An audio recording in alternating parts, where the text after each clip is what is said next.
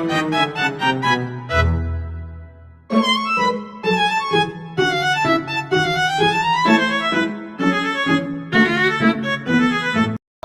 warahmatullahi wabarakatuh. Selamat siang pemirsa Aksi Inspirasi. Kembali lagi dengan saya Nur di Bincang Relawan Penginspirasi. Kali ini kita akan berbincang bersama sosok-sosok luar biasa.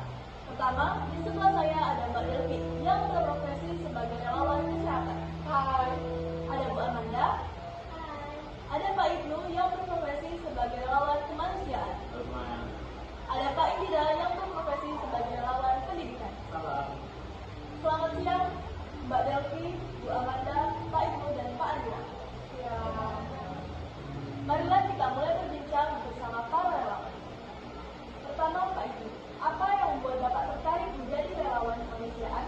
Karena berita menyebar ke tujuan termasuk anak-anak dan perempuan yang korban konflik mengenai tempat tinggal, kekurangan makanan bergizi, dan fasilitas kesehatan yang hampir memicu hati nurani orang yang masuk.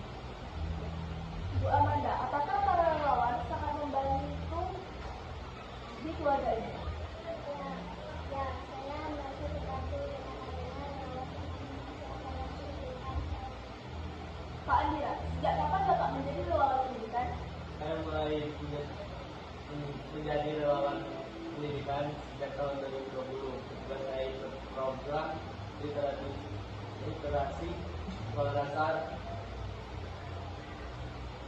Sejak itu saya aktif membantu anak-anak belajar membaca dan menulis. Kalau Mbak Devi, sejak kapan Mbak aktif menjadi relawan kesehatan? Saya menjadi relawan kesehatan sejak tahun 2022. Berawal dari keinginan saya untuk membangun masyarakat. Kita kembali ke Pak Ipan. Apa saja syarat-syarat menjadi relawan kemanusiaan di Palestina? Bahasa Inggris itu penting karena internasional.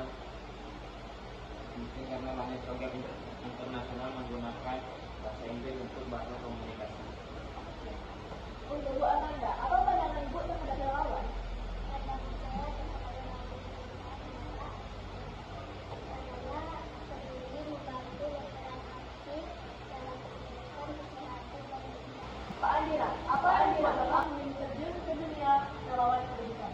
Ini membantu bersama, terlibat relawan depan, memberikan dampak positif, menambah pengalaman dan keterampilan, dan menimbulkan rasa sosial. Kalau Pak Devi, apa yang membuat Pak tertarik menjadi relawan kesehatan? Karena ingin membantu masyarakat yang membutuhkan sekaligus menambahkan ilmu pengetahuan media. Kalau Pak Indira, gimana rasanya menghadapi anak-anak di daerah yang belum pernah mendapatkan akses pendidikan? Saya ingin membantu bersama menjadi para masa depan, memberi dampak positif, menambah pengalaman dan keterampilan, dan menimbulkan rasa sosial.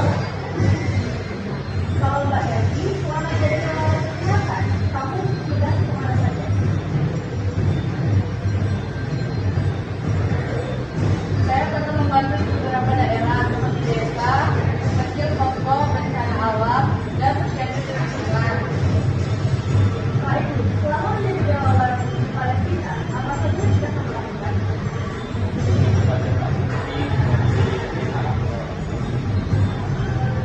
Kalau di pendidikan, kegiatan apa yang paling sering Bapak lakukan? Relawan sangat menghadapi anak-anak di daerah yang belum punya akses pendidikan dengan sabar dan penuh sayang. Kalau di bidang kesehatan, Mbak Devi sudah melakukan apa? Kegiatan yang dilakukan biasanya berpemeriksaan kesehatan sederhana, memberikan penyuluhan tentang sekolah hidup sehat, menyalurkan obat-obatan dasar, serta membantu masyarakat dalam pertolongan pertama. Pak Andira, sejak kapan Bapak mulai menjadi relawan pendidikan? Saya memulai pendidikan sejak tahun 2020 ketika saya bergabung dengan program literasi di sekolah dasar. Sejak aktif, saya aktif membantu anak-anak belajar membaca dan menulis. Wah, luar biasa sekali ya. Pak Ibnu, selama di Palestina, pengalaman apa yang paling berkesan? Melihat tentara terangkat yang berada di pos-pos pemeriksaan yang terlihat kumuh dan mencekam.